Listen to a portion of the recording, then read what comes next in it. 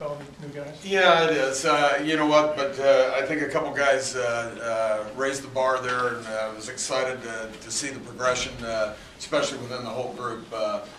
Two guys come to mind as guys that obviously are going to be able to help us next year, and that's Jake Fisher, even though he was limited in his role because of his foot injury, and he just had surgery here yesterday to take a bone out of his foot, an extra bone he had in his foot. But Jake's a very competitive young man, and has a great knowledge of the scheme, and was able to transition from the will linebacker position to Sam very easily.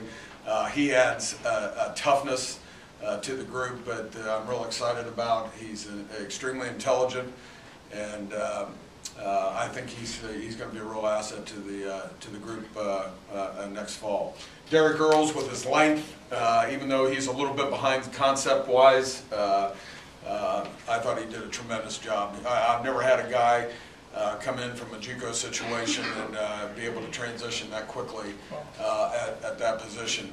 And he made a few mistakes, but he did them playing fast. And you know, if you're gonna make a mistake early, do it playing fast, and that's what we asked him to do. And he's just got tremendous upside.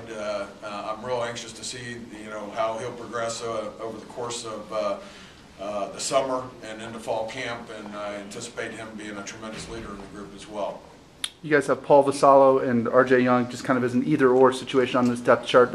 What has each of those guys showed you? Well, Paul's probably not picked it up as quickly as Derek, from a concept standpoint, and probably not playing as fast right now. But I think potentially he could have the same impact that Derek has, at the will linebacker position.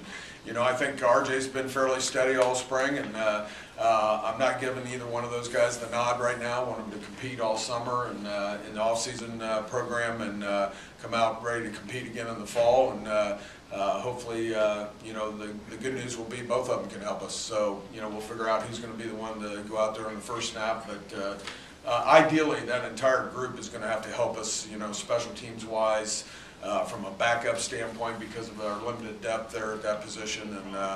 And so I'm encouraged by both those guys at this point. The other guy that's really encouraging for me is C.J. Parrish, because we moved him around a little bit. We moved him from Mike to Sam, and he's going to play a little bit of defensive end for us. We're trying to get that fast rush group going, and he can be a factor in that. So, I'm really pleased with the progression that he's made, so far in the spring.